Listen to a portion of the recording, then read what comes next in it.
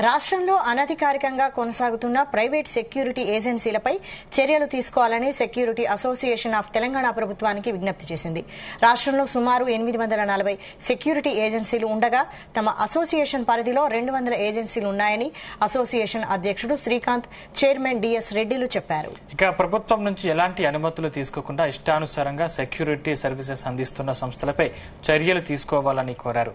ఇటీవల సంధ్యా థియేటర్లో జరిగిన ఘటనలో అల్లు అర్జున్ కోసం పనిచేసిన బౌన్సర్లకు రాష్ట్రంలోని ఏజెన్సీలకు సంబంధం లేదని స్పష్టం చేశారు.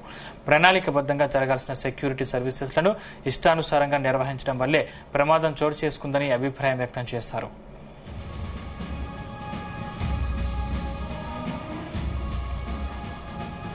ఘటనలో మహిళ మృతి చెందడం తీవ్ర విచారకరమన్నారు.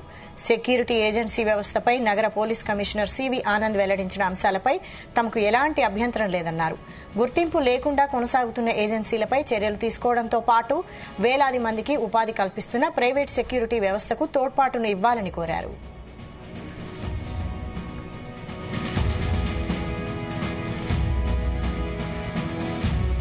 Revati, a lady, and his son.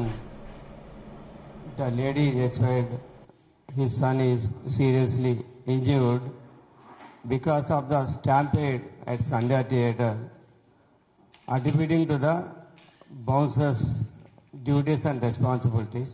Celebrities saha, VIPs, politicians, pubs, ఇటువంటి అన్నిటికీ కనీసం 20-25 వేల మంది బౌన్సర్స్ యాక్టివ్గా పనిచేస్తున్నారు హైదరాబాద్ సిటీలో.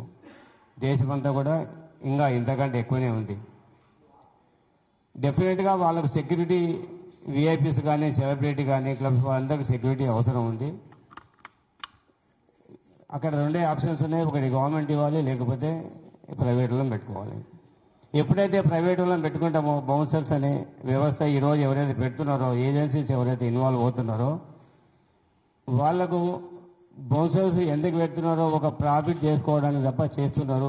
వాళ్ళకు ఒక లా ఉందా, ఒక సిస్టమ్ ఉందా, ఒక యాక్ట్ ఉందా, ఒక గైడ్లైన్స్ ఏమైనా ఉన్నవి అనే విషయము ఏ ఏజెన్సీ కూడా 90% ఆఫ్ ద ఏజెన్సీ తెలియదు.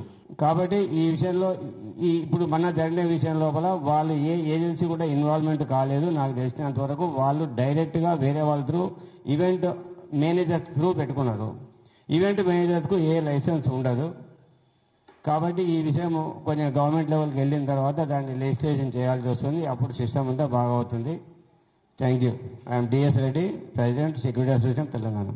ప్రాపర్గా థియేటర్ యాజమాన్యం పర్మిషను, పోలీస్ పర్మిషను అది కాదు. మేము ఒకటే అడుగుతున్నాము, అల్లు అర్జున్ గారు వెనకాల వచ్చినటువంటి bouncers they are not engaged by the security agency. Corporate sector కావచ్చు, గవర్నమెంట్లో కావచ్చు, ఎక్కడైనా సరే.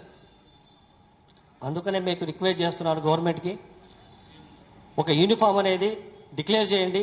కామన్ యూనిఫామ్ కావాలి, ఒక సింగిల్ యూనిఫాము. ఇది చాలా వరకు నేరాలు అరికట్టుతుంది, కంట్రోల్ చేయొచ్చు, ఐడెంటిఫై ఈజీగా అవుతుంది. తద్వారా ఏ ఏజెన్సీ ద్వారా అయితే ఉంటుందో ఆ ఏజెన్సీ వారు వారి లోగో, వారి ఐడి కార్డ్ అనేది ధరించడం జరుగుతుంది. ఒకటే కామన్ యూనిఫామ్ ఉంటుంది. సో ఇంత 5 లక్షల మంది సెక్యూరిటీ గార్డు ఉన్నటువంటి ఈ ఆర్గనైజేషన్ని సపోర్ట్ చేయమని చెప్పేసి మీ ద్వారా గవర్నమెంట్కి, ముఖ్యమంత్రి గారికి కోరుకుంటున్నాను. And thank you.